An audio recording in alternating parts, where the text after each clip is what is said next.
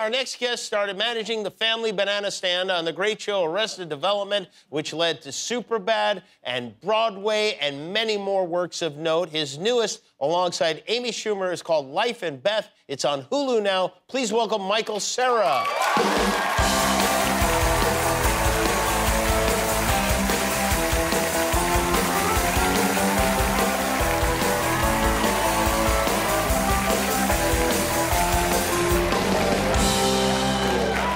Good to see you. I haven't seen you in a very long time. Yeah. How long has it been? My works of note. You do, yeah, works of note. Nobody ever mentions that. Thank you. I gotta mix it up sometimes, you know. But you do have works of note. I mean, we note them. They're notable. Yeah. Even. Thank you. It's been a long time. How long has it been since you were here? I really think I haven't been on this show for like 15 years. Really? 15 years? There's no specific reason. Okay.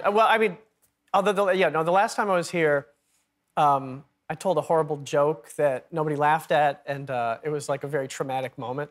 Really? For me, yeah. You probably don't remember.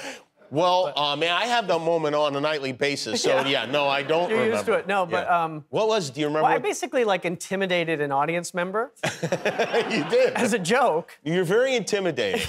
Yeah.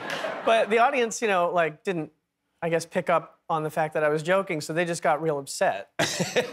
What happened? What was the scenario? Oh, it was so stupid. Well, I think we were talking about me being from Toronto, and you said, oh, yeah, you grew up in Toronto, and someone in the audience went, Maple Leafs. And I went, yeah, Maple Leafs. And then you went, so yeah, tell me about growing up. I'm sorry, Jimmy, I lost my train of thought.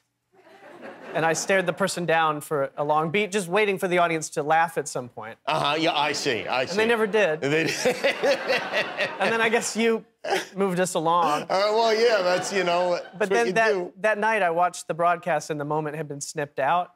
Oh. And I was so relieved and grateful. Oh, good, all right. I mean, I can't describe the relief. It was like, I was waiting for that moment, and you saved me. So well, listen, hey, I'm a good snipper, if nothing else. If you need a circumcision, let me know. I can do that, too. I do. So... I'll say it.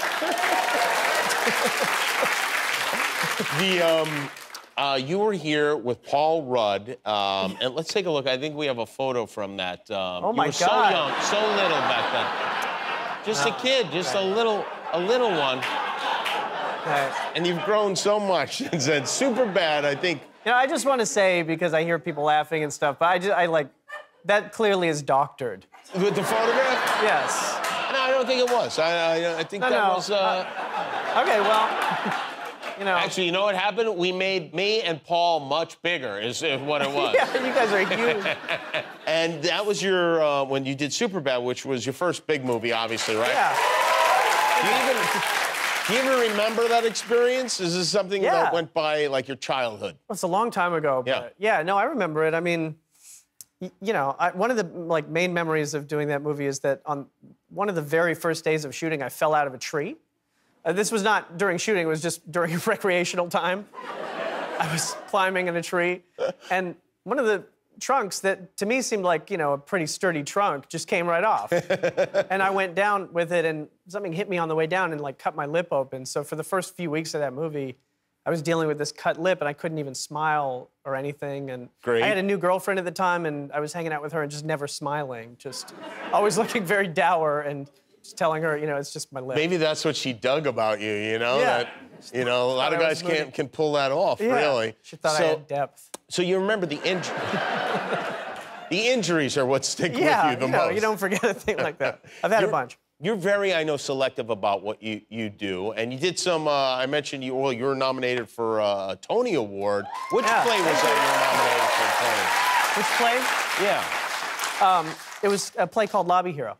Lobby Hero? Yeah, it's a Kenneth Lonergan play. It's a beautiful play. Is that the play you did with Kieran Culkin? No, that was another Kenneth Lonergan play, actually, called This Is Our Youth with Kieran Culkin. And you guys are now really close friends. Yeah, Kieran is one of my best friends, and we did that play actually several times together. We did it in Australia once at the Sydney Opera House, And then we got to do it on Broadway a couple years later, and he and I bonded early on over just both being degenerate gamblers, basically. What's your preferred gambling? I know you play poker, right? Or you do sports and that kind of stuff? Just anything, really. I mean... Anything? Yeah, I'll bet on 2 cockroaches running up the wall, basically. Really?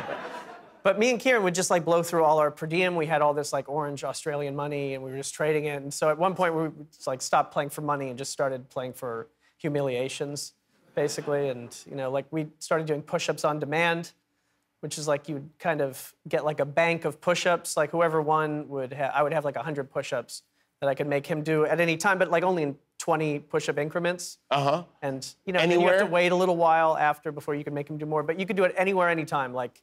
We'd be out to dinner, and the food would arrive, and I would be like, okay, I need 20 push-ups. And would he do it? Yeah, he would have to do them. I mean, we couldn't do them on stage during the show. Like, couldn't completely... This is in a restaurant? Play, but yeah, in a restaurant. So Roman from Succession is doing push-ups inside a Cheesecake Factory or something like that? Yeah, I mean, I haven't gone to Cheesecake Factory in a while because I actually had a bad food poisoning experience from that. Actually, that was during Superbad, and it almost shut the production down. Wow, what a mess that movie was for you. I mean, I ordered something on like page 15, that like endless menu. I ordered like a Chinese dish. It's longer than the Bible. Yeah. So, I don't mean to besmirch Cheesecake Factory on live TV, and I'm a little nervous. It just came out. Listen, maybe you could snip this. The way I see it, now you're even. I mean, you brought them up. By the way, I started watching Life and Beth, and I knew you were on the show, and so I start watching it. I watched the first 2 episodes. Like, there's been some mistake. He's not on this show. Yeah. I hope you pushed through. I did push through. I come later on. And then you showed up, and there you were, cool. Yeah. They should. I've been telling them they should put some disclaimer on those early episodes. Just, he's coming later. Because my first thing was like, oh, he's lying. He's pretending he's on this show, and how sad that is. Get on here. You want to talk about the character you play on the show? I'd love to, yeah. I play a character named John, who's romantic interest for Amy Schumer. The love interest for Amy Schumer. It seems hard to believe, but... I don't know. Stranger things have happened. That's true. I'm not going to reveal anything because I think it is fun to see what's happening along the way on the show. Yeah, I agree. You are covered in blood when you meet Amy for the first time. Yeah. Or Beth. Beth. It's the character name. Would be exactly, appropriate. Yeah. And did you know Amy beforehand? Well, actually, not really. I had met Amy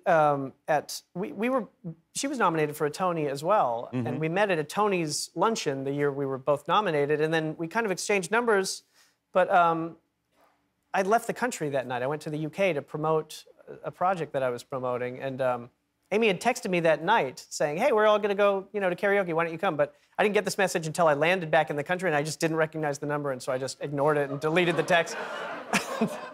And then, a couple of years later, when this project came along, she texted me and said, like, hey, why did you never respond to me? Oh. And I said, well, I never got a text from you. Who are you even? Verified who she was. and then kind of put it together, retroactively. But, yeah, no, I'd never really known her. It kind of came out of nowhere for me. She just wrote this part and offered it to me, and I was lucky enough to get in there. You played hard to get, and then she just had a thirst for you that she couldn't contain. Sometimes it works out that way. Yeah, Sometimes it does. Yeah, it's like the no smiling thing you did with that girlfriend. Exactly. Very smooth, is what I'm saying. Yeah, well, that relationship didn't pan out or anything. But.